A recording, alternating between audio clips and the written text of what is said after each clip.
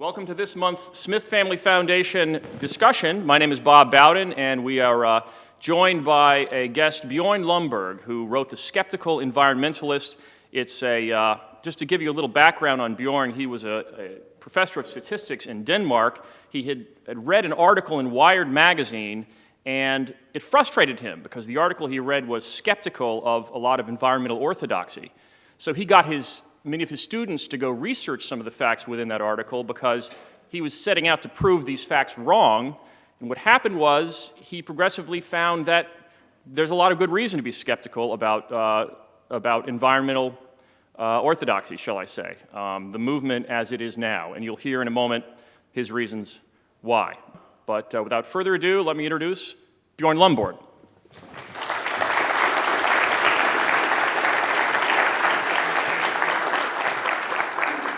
Thank you very much. It's a pleasure being here, and I just have 10 to 12 minutes to talk about one of the big problems of the world, so I am going to just skip right into it.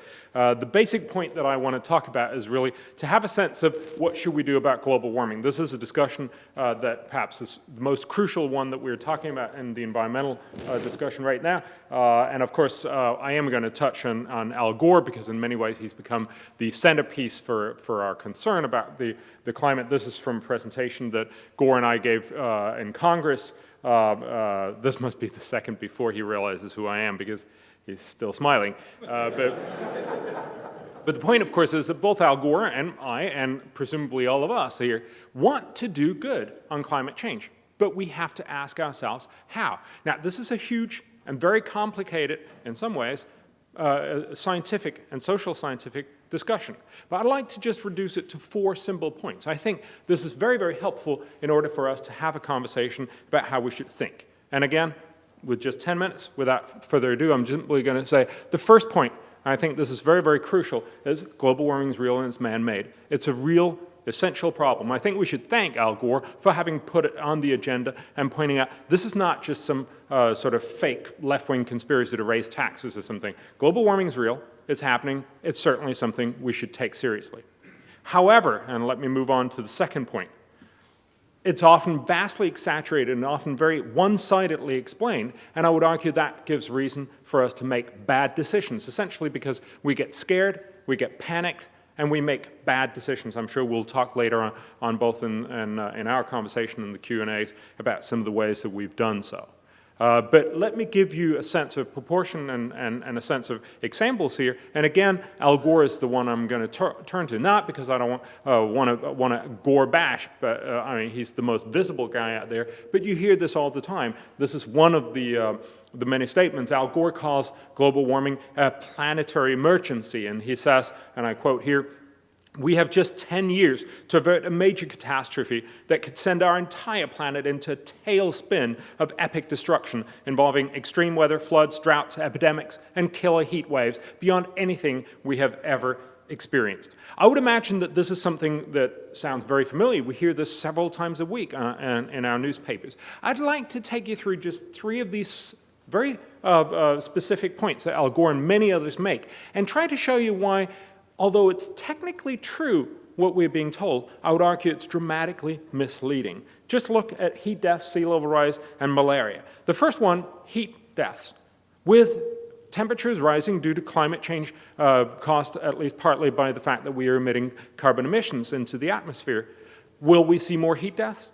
Absolutely. As temperatures go up, we're going to see more heat waves, and we're going to see more people dying from heat. It's estimated, and these are the best numbers that we have all over the European Union. There's been very, very big studies made. They estimate that by 2050, due to global warming, we're likely in the UK to see about 2,000 more heat deaths alone every year on average. That's a huge number. That's certainly a number we ought to point out. And of course, it is also a number that's very often pointed out. The problem, though, is, isn't it curious that we hear very much about this, but of course, as temperatures rise, we're also going to see fewer cold waves and therefore, of course, fewer cold deaths. Now, of course, if these were trivial numbers, maybe it'd be okay to leave them out, but they're not. Actually, these very same studies tell us what the number would be, and it's estimated that for Britain by 2050, we're going to see about 20,000 fewer cold deaths. Now, I would argue telling us there's going to be 2,000 more heat deaths, but failing to tell us that there are going to be 20,000 fewer cold deaths is not a good way to inform the world. Again, you might say, well, Bjorn is from Denmark, this might be good in Britain or in Denmark to have more heat, and indeed it is. But the point, of course, is this also true globally? Well, actually, if we look at the only peer-reviewed global estimate, that's the exact same thing we see. We actually estimate about 400,000 more heat deaths, but 1.8 million fewer cold deaths. So net, we're actually going to have a benefit from global warming on this particular issue. Now, of course, if this was all there was to global warming, this would actually indicate we should go for more global warming. That's not what I'm saying, because there's also a lot of other problems with global warming. But I'm saying there's something fundamentally wrong about only telling one side of the story, because it's unlikely to make us make good policy judgments. Global warming will have goods and bads. Only telling us one side is not going to inform us very well. Let's take a look at some of the other problems. For instance, sea level rise. Yes, sea levels will rise predominantly because water, just like everything else, as it warms up, it expands. So we're likely to see about a foot of sea level rise. The UN expects somewhere between 1/2 and 2 feet of sea level rise. That's definitely an issue, and this has no mitigating factors. This is just a problem. But again, we need to get a sense of proportion. Al Gore and many others, but of course Al Gore famously shows us what would happen to Florida, New York, and San Francisco, a lot of other places, if sea levels rose 20 feet.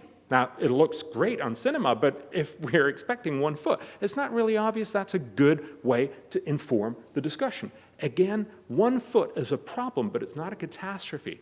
And to give you a sense of proportion, we already know what 1 foot will mean, because over the last 150 years, sea levels rose about 1 foot. Yet, did anyone notice?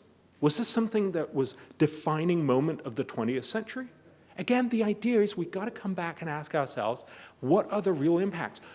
Rising sea levels is a problem. It's a logistical problem. It's definitely something we should address, but it's not the end of the world. Let me just take you one more thing, malaria. A lot of people will tell you we're going to see more malaria due to climate change. That's actually true again. Malaria is weakly correlated to heating, to warmth. So with increasing temperatures, we're likely to see slightly more malaria. But of course, malaria is strongly correlated to wealth. Basically, if you're rich, you don't get malaria, you don't die from malaria, whereas that's certainly not true if you're poor. So again, the question is, how much more malaria are we going to see due to global warming? Well, the model estimates tell us about 3.2% more malaria at the end of the century. If we do, for instance, the Kyoto Protocol, we can avoid about 0.2% malaria at the end of the century. I'm simply asking, why is it we care so much about avoiding 0.2% malaria by the end of the century when there's 100% right now? Again, we have to have a conversation about where can we actually do the most good.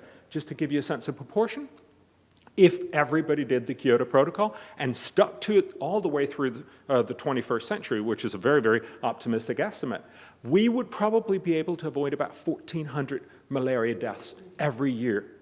I certainly want to be part of a civilization that does that, but I think we should also point out that if we focused on malaria-specific policies, we could avoid 850,000 deaths every year, and the price would be about 1/60th of the cost of the Kyoto Protocol. Or to put it differently, every time climate change policies could save one person from dying from malaria, specific malaria policies for the same amount of money could save 35,000 people.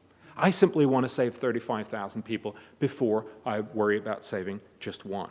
So again, my point is to say, yes, climate change is real, but it's often vastly exaggerated and lead us back, down an unproductive policy path. And that's my third point. We need smarter solutions. Right now, everybody talks about cut carbon emissions, but quite frankly, it's just a very expensive way of doing virtually no good.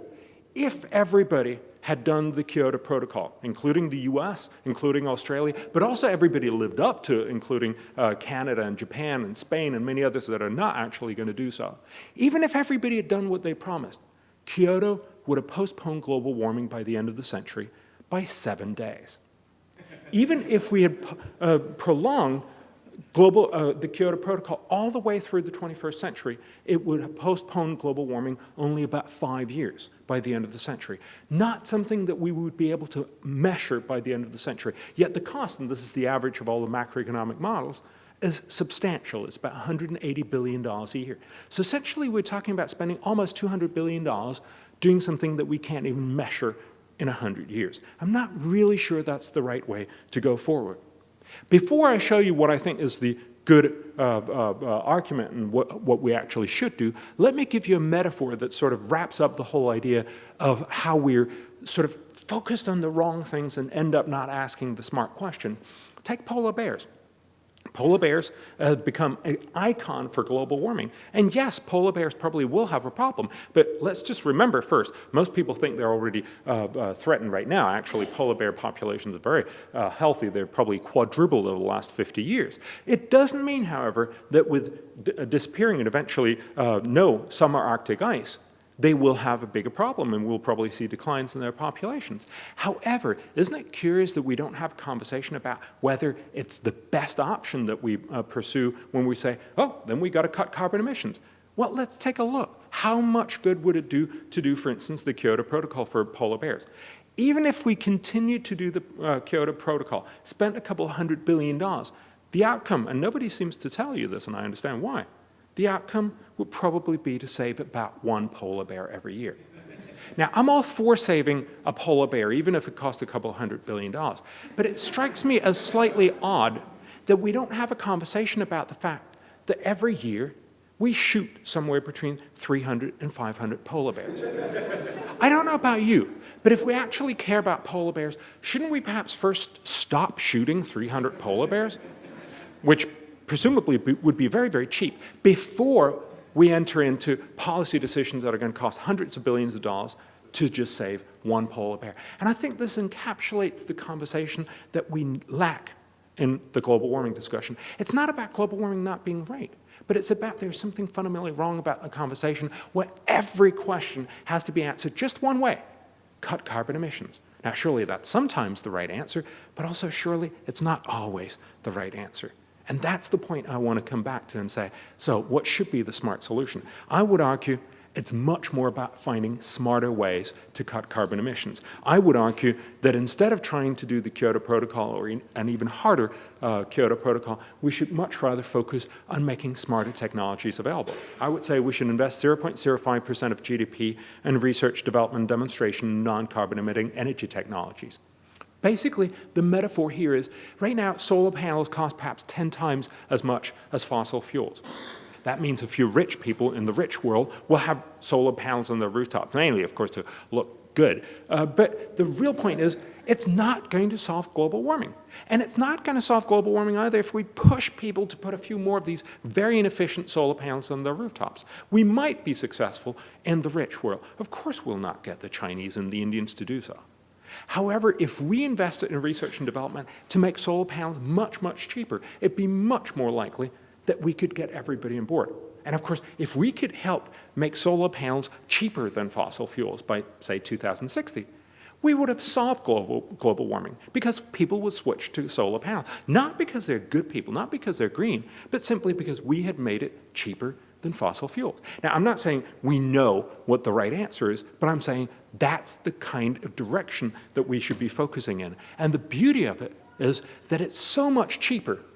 We expect that it would be about 1/10 of the cost of the Kyoto Protocol, yet it would be a tenfold increase in the current expenditure of research and development. So basically, we can get 10 times more at 10 times less. Now, that's a real win-win situation, and that's the kind of thing that we should pursue. We shouldn't pick winners.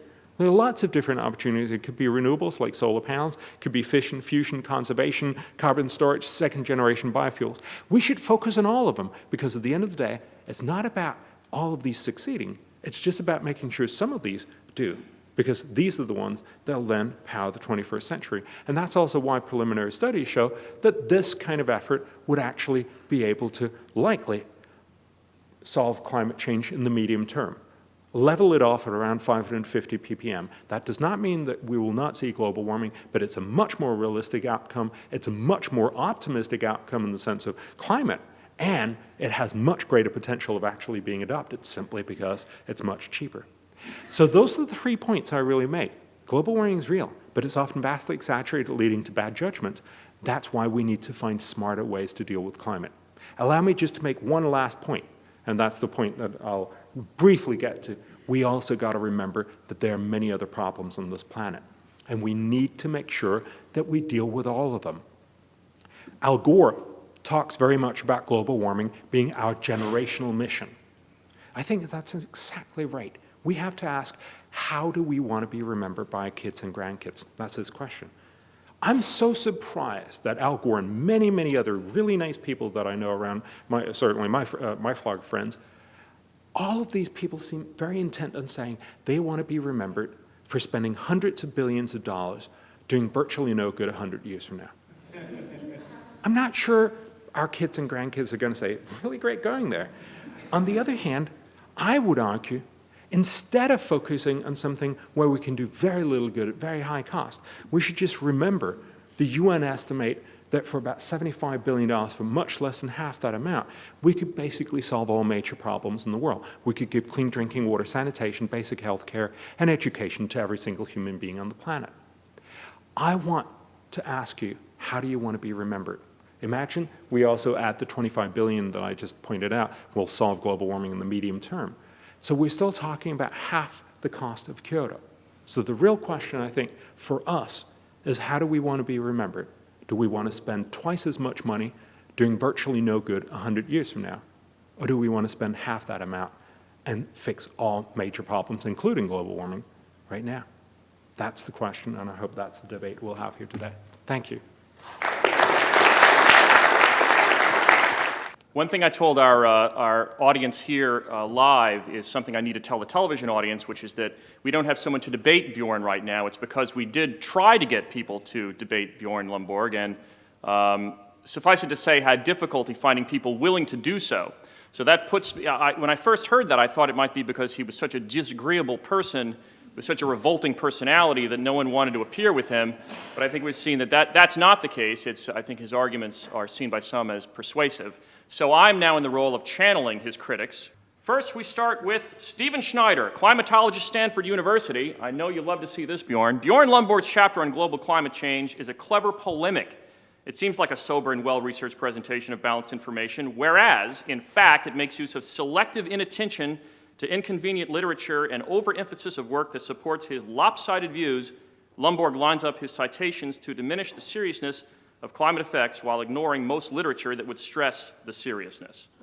Well, I mean, obviously, I think Schneider actually had a dramatic ability, an opportunity in Scientific American to show where I cherry-picked and point out exactly where I went wrong. And surprisingly, he just sort of sticks to this general point of saying, oh, you know, you're doing it, but I'm not actually going to show you exactly where. But I think much more importantly, if you look, for instance, and Stephen Schneider as a climate scientist, and you can definitely, I mean, I'm basically regurgitating the UN climate panel, which is the assembly of all these great climate scientists, of which Stephen Schneider is one. And so I doubt that there's very much to be found fault at the science level. But it's curious that he is not willing to look at the economics argument, which is essentially the one I'm doing, which has very, very strong foundations. In a sense, you could say there's almost unanimity in the economics part of this argument of saying doing very much right now is just a very costly way of doing very little social good.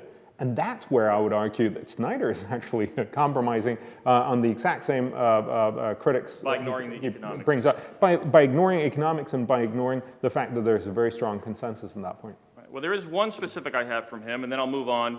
He asserts that most of the 6 representative emission scenarios are implausible. Only the lowest emission scenario is likely. On what grounds does this statistician, who does not conduct environmental research, who does not even explain subjective versus objective assessment, who uses ranges of estimates inconsistently and in a biased manner, declare specific scenarios with high emissions fairly implausible, but those with low emissions much more likely? I haven't even seen this quote, but it's a very bizarre quote. But everyone who's read my book will have an opportunity of seeing that it's also wrong.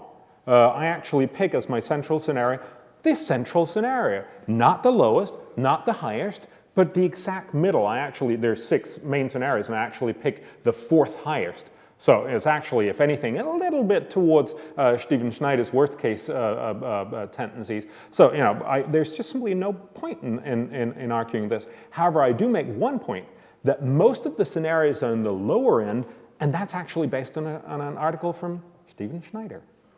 You apparently have angered John Rennie, editor-in-chief of Scientific American. I'll retract the word anger, I guess that's subjective, but The Story of the Skeptical Environmentalist, which was the book that came out in, I believe, 2001, the English version, is one of a political scientist who wades into the vastly complex, unsettled literature of environmental science, scrutinizes a fraction of what's to be found there, and emerges confident that the simple summary he's developed is a fair and accurate representation of the science, notwithstanding, no spaces, the warnings of experts in the disciplines. He skims that he is mistaken. Cherry picking again, I guess, is the idea. Yeah, and a lot of people criticize me of that. But whenever I sit down with them and say, listen, I'm using the best data that we have available. The skeptical environmentalists looked at a lot of other issues aside from climate change, and exactly took the typical central points, the arguments that we have from different UN agencies and all of these areas, and said, what is it that they're telling us? And I think it's also fair to say that a lot of people found that John Rennie, as chief editor, asked 4 people to roundly criticize me in 11 pages, didn't allow me a rebuttal until 6 months later, although I offered to come right out the bat. They even tried to sue me when I put up a reply on my own website. Yeah, this is not how you typically do science. But I think much more importantly, this is really a question of a lot of natural science researchers who have not had the normal tendency to be questioned by economic discussions. Because obviously, if you ask a malaria expert, what's the most important issue in the world? Chances are he or she is going to mention malaria up there. Just like if you ask a climatologist, he or she is going to talk about climatology.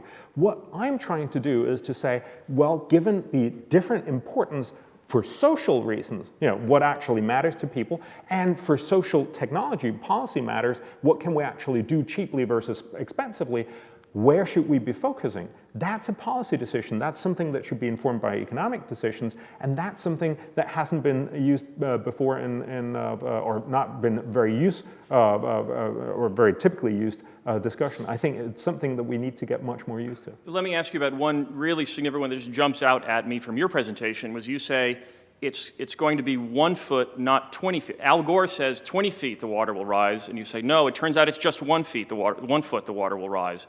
You're not a scientist, nor is Al Gore. No. Help us understand why your numbers are so different. Yeah, well, I'm going to use his co-Nobel laureates, which is the UN Climate Panel, the thousands of scientists that everybody used. They say, and I also briefly mentioned that in the talk, they say 1/2 to 2 feet, the central scenario, the A1B scenario, the 4th of the scenarios I just talked about in the Stephen Schneider sense, tells us it's going to be about 30 centimeters or about 1 foot of sea level rise. And that's why I'm saying that's what the best experts on the planet are telling us. This is what we should base our decisions on.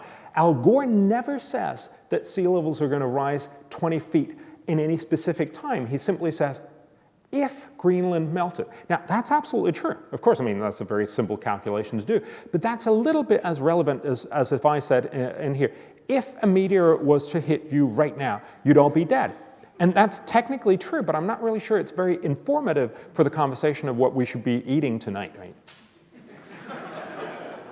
This is the Lomborg Errors website. There's a whole website somebody wrote dedicated to this. We have other examples. Correcting Myths from Bjorn Lomborg. I'm sure you've seen this kind of stuff before. We have this. Something is rotten in the state of Denmark. Yeah. I love especially the fact that I'm wearing a tie and a suit up there, which in some ways... Which rarely happens, I'm guessing? Goes to... Yeah. So your reaction to their reaction? Well, the first ERIS website, which is typically the most cited one, it's a biologist I've been debating basically ever since I started in Denmark. He has a lot of free time on his hands, and in a sense, it's a good conversation. I've replied every time in public. He helped author a book. We went through that book and published it at the same time because they gave it to us 3 weeks before it came out, which they probably shouldn't have. But we went through every single paragraph and said why we thought this was wrong and published it at the same time. We've been incredibly gracious in having this kind of conversation. I think what you can see is when he was also the guy who originally complained about to the Scientific Dishonesty Committee that I was being scientifically dishonest. They actually decided not to use one single one of his examples, which despite the fact that they definitely wanted to convict me, I think shows you that they're usually not very strong, these arguments. He also has a tendency, and I think this is especially but the guy with the Lomborg errors. Yes, website. Lomborg errors. I mean, he's also writing about how I probably had a secret relationship with our prime minister, sexual relationship, which, first of all, I haven't had, but I'm also a little sort of, okay, where did that come from? And those kinds of statements, which makes you feel a little bit like, but it gives you the flavor of the kind of conversation that's taking place here. Okay. So some have said that your numbers are speculative too, like when you are talking about projecting things far into the future and different types of permutations can or can't happen at various degrees. How hard is it to be sure of these numbers you give us when you talk about the amount of good that would be done when you monetize this? How speculative are these numbers? It's true that everything we do when we talk about the future is obviously speculative in the sense that it's based on models. Let's just remember the entire climate change debate is based on that kind of projections. We're talking about what will happen by the end of this century. So obviously all of these are models. But I would always argue that it's the best we have. And it doesn't mean it's the truth, but it's the best we have. And that's the exact same thing I use both in the science part where I say the UN climate panel, it's not perfect, but it's the best we have. We should certainly use that information to inform us in making good decisions. But likewise, we should also use the best economic models that we have available. And there's been a huge number of these models. Now, they're not perfect. We don't monetize everything. Just like in the climate models, we don't deal with all inputs. Some of these are still parameterized. That's how science works, but it's the best we have. So my argument is simply to say, I'm not right, but you shouldn't trust me. You should trust the best scientists in these areas. They're not right either, but it's the closest that we get right now. The statements you give regarding what Kyoto would do to the benefits, the monetary benefits that you reduce it to, in other words, oftentimes people would say that they ignore some other benefits, that if we reduce carbon emissions, we'll lower other kinds of pollutants. We won't have nitrous oxides, sulfur dioxides, particulates that burning fossil fuels generate. We can free ourselves from a relationship with the Middle East that the West has that has become problematic. That there are all kinds of other benefits reducing carbon emissions and going toward an alternative energy environment would produce that's not in your presentation. Yeah, it's important to say, first of all, there's never all things in any one presentation or even in any one conversation. But you're absolutely right. When I talk about what will happen with global warming, I'm not talking about the Middle East. That's true. I do talk, when we try to monetize it, we do try to take into account what are the benefits of cogeneration, of switching to other fuels, the reduced NOxes and sulfur dioxides, pollutants. Those kinds of things are typically in the models. However, no, we don't, for instance, know the amount of dependency or the reduced dependency on the Middle East. However, let's just remember, that actually cuts both ways. If you look at what's happened for Europe, much of the reason why Europe has gone so much towards gas is because away from coal towards gas is because we want to do something about global warming. But of course, what's that done? It's pushed us right in the hands of Putin. So in that sense, there's a very intricate relation that's not unidirectional. The other point is you have to remember that we very often hear the fact that, yes, if we could get clean solar panels right now, then we'd probably be cleaner. But actually what happens is very often we end up burning more biomass, which potentially is much more polluting. What we see is that we have a huge shift towards biofuels, which essentially has meant nothing else than we're probably putting out more CO2 in the atmosphere overall. But also, we're causing a lot more people to starve, and we're actually causing the destruction of the rainforest. Yeah, and those kinds of arguments are rarely in the in the presentations either. Sure, there are lots of side discussions that you need to have on this. I thought that you don't go along with the destruction of the rainforest premise. You actually argue that we have as much rainforest or as much forest land globally as we always have. Well, it's true that if you look at a global level of the best numbers that we have, it seems that we have pretty much the same amount of coverage in the post-World War, Second World War era. But that masks the fact that most rich countries, which are typically in the temperate zones, have increased their forest area, whereas most poor countries, which are typically in the tropics, have cut down forest. Now, I try to say there's still a lot. They've gotten very specific on this point. But go ahead. No, but and it's not very specific in the sense that most people mostly care about tropical, subtropical forest because that has much more biodiversity. So it is actually an issue of cutting down rainforest. But of course, what we're doing is we're increasing the pressure dramatically because we want ethanol, and basically we're burning up a significant part of the world's food production now in our SUVs, and maybe that's not such a great idea.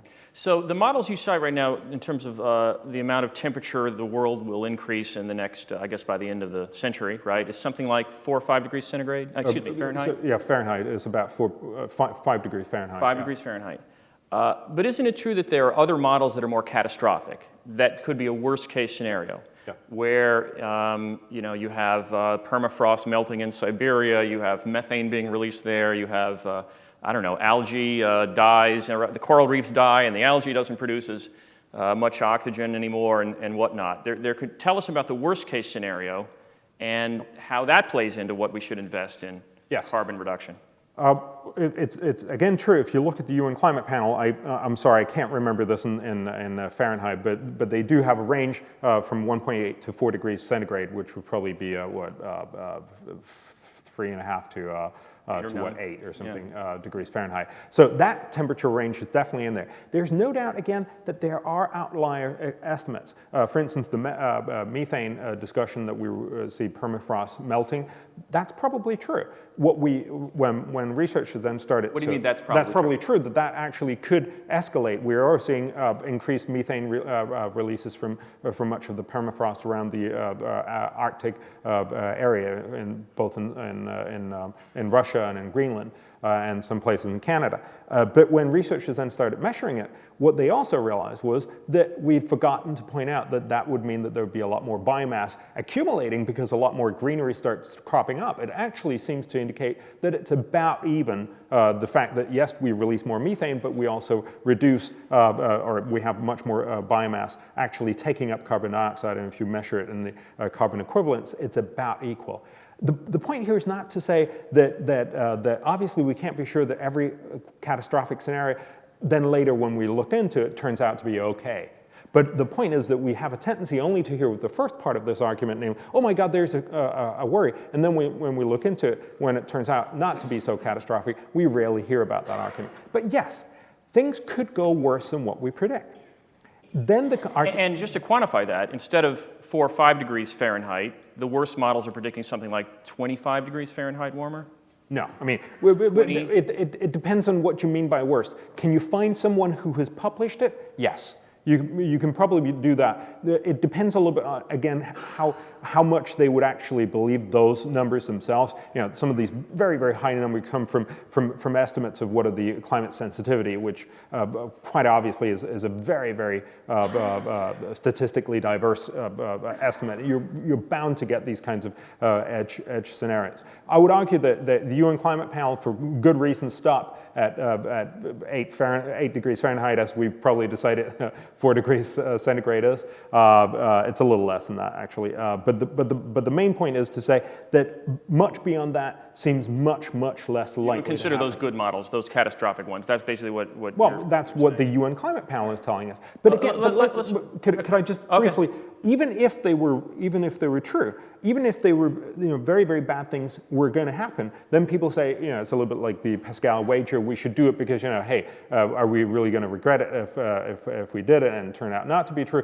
On the other hand, we will if it turned out to be true and we didn't do it. But of course, we got to remember, if we're going to analyze worst case scenarios, we should do so in all areas. And now most people would feel very, very uncomfortable about arguing the same kind of worst case scenarios in all other areas. Of course, George Bush would argue that a worst-case scenario would vastly justify his argument for going into Iraq, right? It turned out that there is no weapons of mass destruction, but it was certainly possible. You're saying compare that to the worst-case malaria scenario, the worst-case AIDS scenario, and of course, we got to remember, if you're talking over 100 years, everything worst case can be very, very bad. I would argue virtually any scenario from social science, you can turn into World War III as a worst case scenario, because basically you'll have HIV if we don't do something about that. But you have failed states all over sub-Saharan Africa. You have an Afghanistan essentially the size of sub-Saharan Africa, throw in easily available nuclear weapons and easily available bioterrorism weapons. You certainly have the makings of a very, very unstable world. And again, I'm not saying this is likely. I don't think it is. But I'm simply saying if you're going to make these kinds of arguments, it essentially turns any conversation into every a participant just screaming at the top of their lungs, arguing, but this could happen. Well, yeah. Okay. A couple other quick things, and then we'll get to the audience. You support R&D for new technology. You said 0.05% of GDP, is that right? Yeah. How would that be allocated? Would that be, an elite government panel of experts to go into a closed room and determine where to spend this money? You could argue by increasing carbon taxes, you could create a market-based incentive to research new alternative technologies, and then that would be a more efficient way to find new energy. Yeah, a lot of people make that argument, and I'll try and explain why it's incredibly wrong. Basically, the problem with it is that when you increase taxes, which all economists would say you should levy a carbon tax that's equivalent to the market failure, which is probably about $2, but that's not really going to do anything. But if you put on a much higher carbon tax, you'd essentially imagine some of that would actually make companies make for new research and development. In theory, that's probably true. However, we can't see any indication of this in the statistics from all the countries that have adopted Kyoto. And I'll tell you why. Because Kyoto... Can't see any indication of this meaning what? Of increasing research and development in non-carbon emitting energy technologies from the OECD. On any of these countries that have adopted Kyoto, we've seen declining levels of research and development in all these countries up till 2005, which is the latest numbers that we have. The basic point here is that's because Kyoto and these kinds of arrangements are short-term treaties. They talk about what should we do in 2010. Now we're talking about what should we do perhaps in 2020. That's about taking almost shelf technology and putting it into real life. That's not about blue sky technology that will come around in 40 years. The second part is that it's very hard to get private enterprises to do research and development on things like solar panels. If you want to get to, if it's 10 times as inefficient as fossil fuels, if you get a really major breakthrough, you'll get down to 5 times as expensive. But it's still not going to get you there because you need another couple of inventions. And so you will actually never get your money back on those inventions.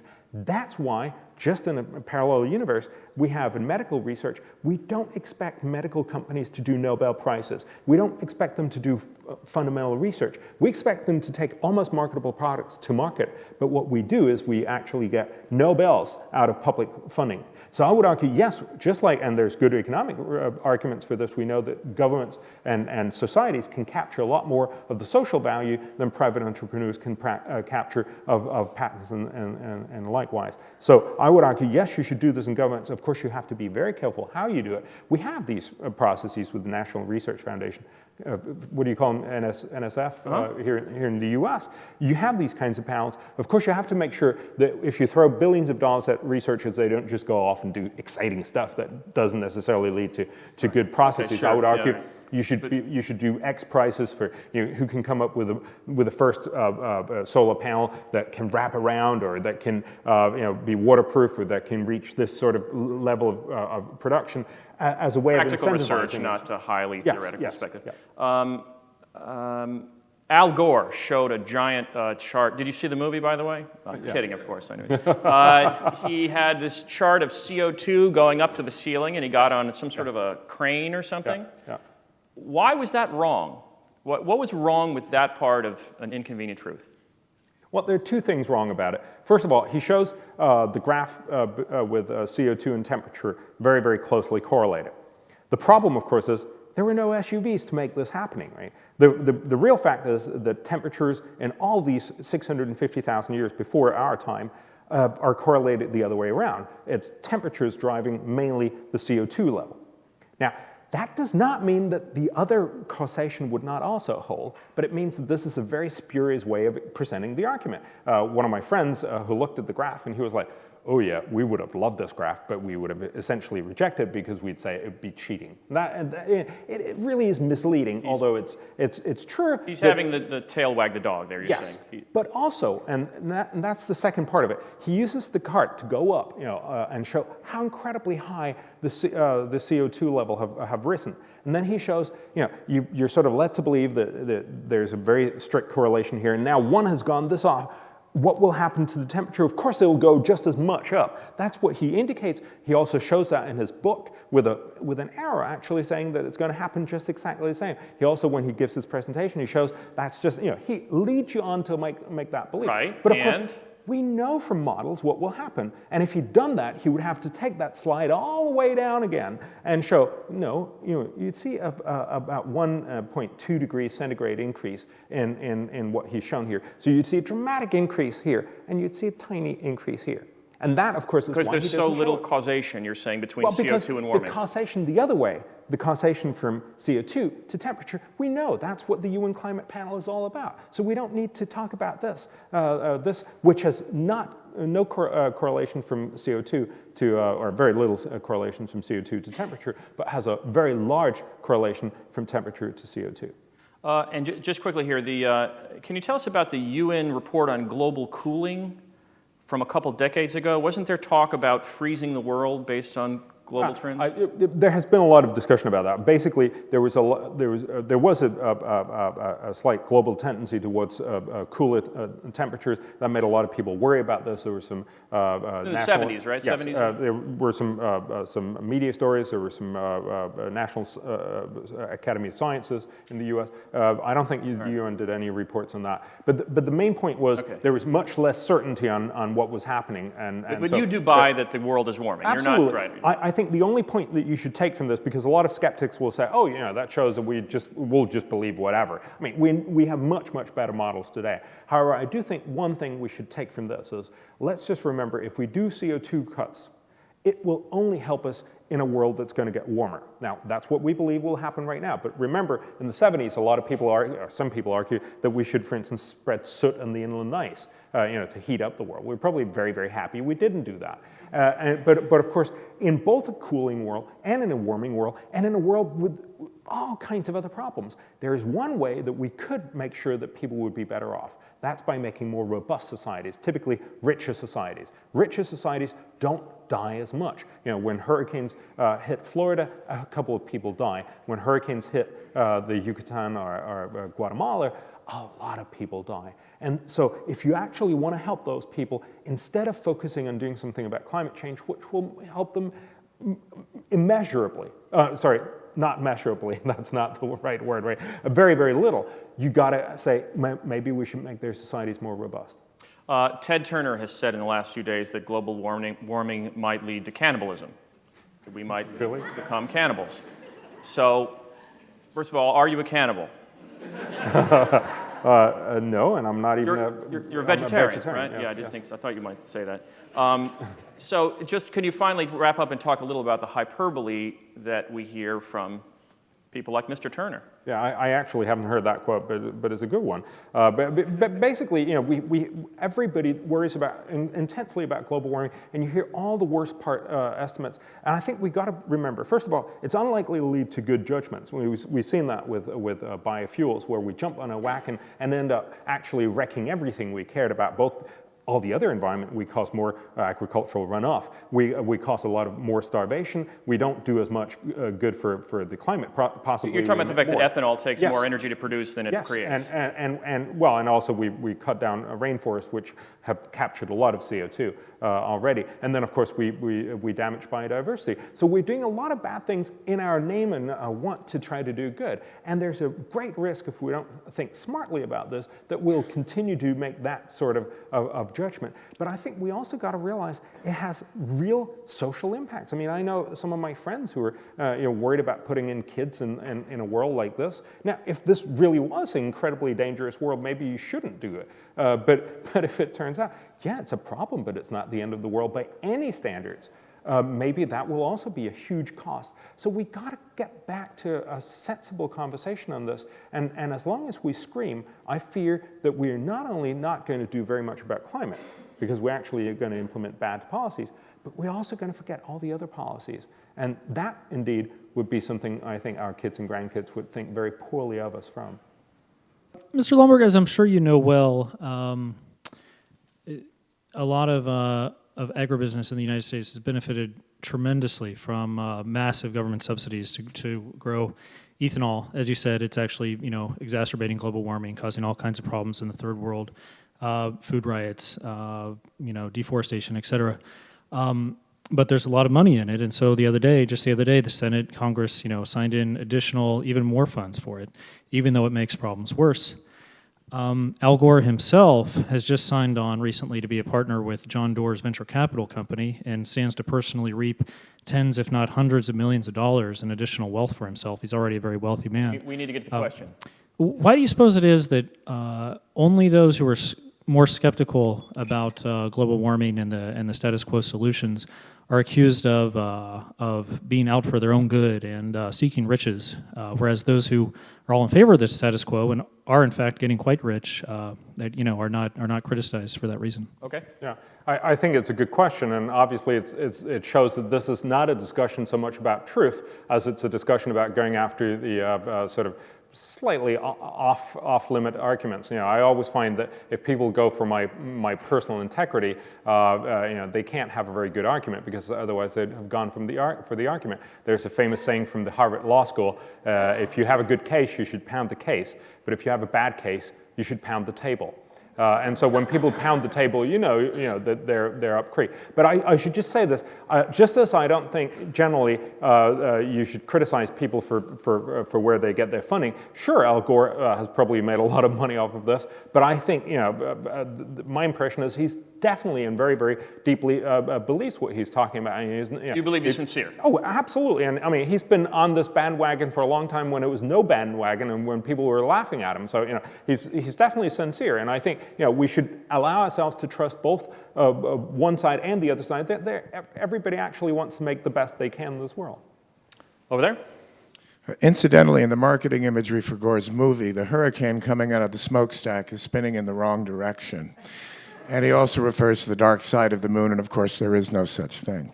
My question relates closely to the previous question. As you no doubt know, there are many thinkers, countless thinkers in fact, who think very much as you do. And yet we rarely hear from them or about them from others. My question is, why is this so? Is this a malicious political correctness in academia and journalism, or for more benign reasons? There's definitely a tendency in many areas of academia. I hear about those that say it's much easier to just run along with the general stream, and obviously you're not questioning other people who've already gotten grants. And also, I mean, quite frankly, you get more grants if you talk about we might die if we don't look into this issue, rather than saying, well, maybe there's not so much of a problem. But again, I think most of these scientists are very, very good people. They just happen to, if you care enormously about this area, you go into that. If you don't, you go somewhere else. But you don't stick around and just get beaten over the back all the time. But also let's remember, why do politicians take on this? Because I talk to a lot of politicians privately, and they know, many of them, yeah, this is probably problematic and we're probably not doing the right kind of things. But the problem is, it's such a great opportunity for politicians. I mean, honestly, look at it. Tony Blair made 10 years in office in England, probably putting global warming on the international agenda like no other, promising that he was going to cut Britain's carbon emissions by another 15%. They reaffirmed that every year. Since then, Britain's emissions have increased 3%. Now, wouldn't you want to be a politician who can get incredibly famous by promising stuff and not actually having to deliver? Look at Schwarzenegger, who's gotten incredible amounts of public good PR by promising that he's going to cut carbon emissions when he's no longer governor. Yeah, that's great. You can promise on somebody else's watch. And now, of course, politicians have gone from promising what's going to happen when they're no longer in office till talking about what's going to happen in 2050 when they're no longer alive. And so, obviously, this is the best thing that a politician can do. You can actually get away with promising and not have to pay. And I think the problem with this is that eventually we will all have to pay. And that's what Britain is now realizing, what, for instance, Brown is realizing, that after you've stroked this discussion for sufficiently far, you actually end up making laws that are going to restrict you dramatically and will have severe and direct costs. I think we'll then see a change in the mood. Over here. I'm interested in your views about some of the large-scale carbon remission technology that might be coming along, whether you've thought much about bringing back nuclear power plants to the United States, wave power, ocean wave power, and carbon sequestration in salt domes, things like that. Yeah. Nuclear power, it's probably going to be part of the solution. I think in many places there's just simply so much regulation that nuclear power is simply not economically a good idea, especially if you take into account the closing cost of nuclear. There's also security concern. You know, much of the increase in energy consumption that we're going to see around the world is going to be in third world countries. Many places where we'd probably not like to see a lot of plutonium around, but I think it'll be part. But I don't think it'll be a big part of the solution. Wave power potential, but certainly right now very, very far away from being economically viable. Carbon capture seems like a great idea in principle. Again, it's very costly, but it seems like a technology that we almost need to make much cheaper, simply because China has so much cheap and very, very dirty coal available, and it seems unlikely that they are not going to use a fair proportion of that. So if we want to fix climate change in the medium term, we've got to make sure that they have cheaper opportunities to deal with it. It's a way to use coal without the... Yes, you're basically using emission. coal, but you're taking the CO2 out and Right. storing it underground. Yep. I'll agree with you that the mainstream media has given excessive coverage to carbon emissions, but there's another line of thinking that I subscribe to that I think has been completely ignored by the mainstream media, despite its endorsement by the United Nations. And that's the theory that we can solve global warming and probably world hunger if we all stopped eating meat. And if you've studied this issue, and I just heard that you were a vegetarian, so I'm happy. I was just wondering what your thoughts on that are. Yeah, it's absolutely true. If you talk to a lot of environmentalists who are, many of them who are not vegetarians, and you say, well, maybe that'd be better than stop driving your car. That's absolutely true. But I'm vegetarian for ethical reasons. I don't want to kill animals. But I've also got to recognize that it has very little traction. I don't think you're going to get most people to stop eating meat anytime soon. If you look at what happens sociologically, is that people start eating more meat as they get richer, not less meat. We see that both in China and India, and we've seen it before in the other Southeast Asian countries. So yes, it's true to point out, but I think it's one of those things that are very, very hard to do anything about. And again, I would much rather, as an economist, make sure that we just simply tax carbon correctly, but then do not make into a choice of, so, should you fly, or should you have a car, or should you eat meat? But much rather say, well, here are your choices. We are putting a tax on this, so some of the things you'll have to cut somewhat.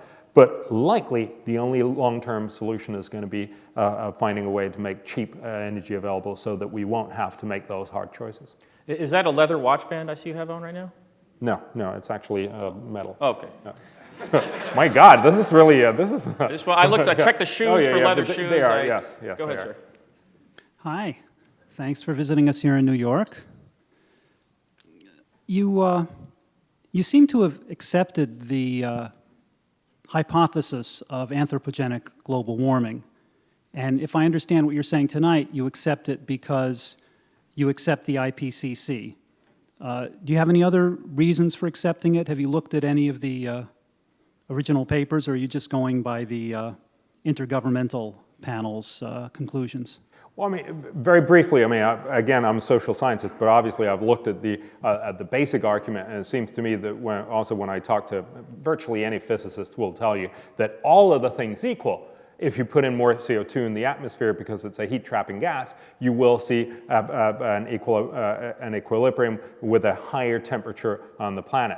Now, the discussion, and that's a valid discussion, is to what extent is all other things equal? You know, are there sort of adaptive processes, for instance, with clouds that we don't model very well? Are there other things like, for instance, the sun that vastly overshines this discussion? That's potentially possible. That's not what the science, or the best science, the UN Climate Panel is telling us right now. And I'm simply saying, it's not what we know right now. I definitely think we should support that kind of research because we want to know if we're wrong. In my home country, we have one of the leading researchers in the solar hypothesis, Svensmark, who's looking at how the output of the sun might actually dramatically alter the availability of low-level clouds, which dramatically impacts the temperature of the planet. Now, that might be true. We should certainly spend money on making sure that he's right or not. And we didn't. I was actually, there was that political correctness that we talked about before. It was very hard to get money for his research. It shouldn't be. But again, I simply think we have to accept this is what we've decided right now in the world, in the sense that, yes, the overwhelming majority tells us this is true in the very technical sense, all other things equal, and we don't have very good established theories to tell us that all other things are not, kind of equal. So I would simply say this is the best we know right now. It doesn't mean it's the end of that discussion. We should certainly fund it, but we also need to act on the best available evidence right now. Go ahead, sir, over here. I think you've heard the expression, Professor, that if God didn't want us to eat meat, he wouldn't have made cows out of steak. But I have one question for you. Given the fact that there's likely billions of barrels of oil in the oil shale and oil sands of the western United States, perhaps trillions of barrels of oil in the Arctic areas, north and south, isn't it silly to suggest that an investment of 5% of GDP is going to produce technologies competitive with the technologies currently available in the production and use of hydrocarbons?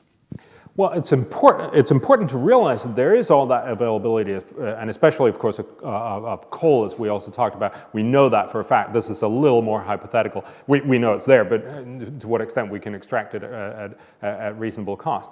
But absolutely you're right. This is going to mean that there's a good chance we'll have fairly accessible hydrocarbons for a long time. However, what we have to remember is even in Saudi Arabia, the cost of getting a barrel of oil is about $5. It's not zero.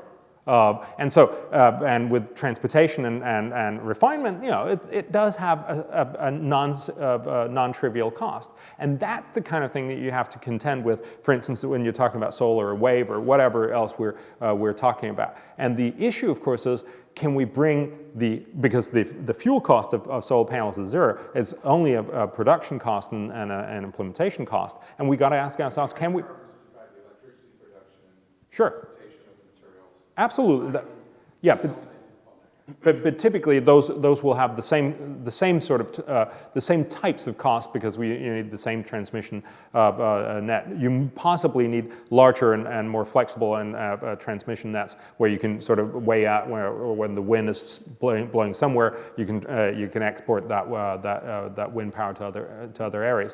But the fundamental here is if we look, for instance, on the economic estimates of solar power, because it's been coming down in price about 50% per decade over the last 30 years, it seems reasonable, even with fairly conservative assumptions of 30% per decade, that they will outcompete fossil fuels by mid-century. What I'm simply talking about is, and we don't know this, because obviously that requires us talking about what can we make of new inventions. 45,000 megawatts. Okay. Sure. No. And it's not going to be the only solution. I don't think so. I'm using this as a metaphor, but at the end of the day, it's a question about saying, sure, there are real costs involved in the oil sector, and the question is just, can we get those costs down below? Maybe we can't. In that sense, solving climate change is always going to be costly, but what we can do, and that's still the best solution I would argue is available, is we can make it much cheaper for future generations to then solve it, and chances are that they'll do so much more. Bjorn, is there a chance that this R&D you're talking about could just be paid for by Denmark, where they pay for all of it, we don't have to pay for it? I don't think I have the right to speak on the Danish people, but clearly you could argue that a lot of people could do a lot of Up good. at the 0.1% of the Danish Oh, thank you. GDP. Yes, that's very Like sweet of that. you. Please join me in thanking Bjorn Lomborg for being part of the Smith Family Foundation.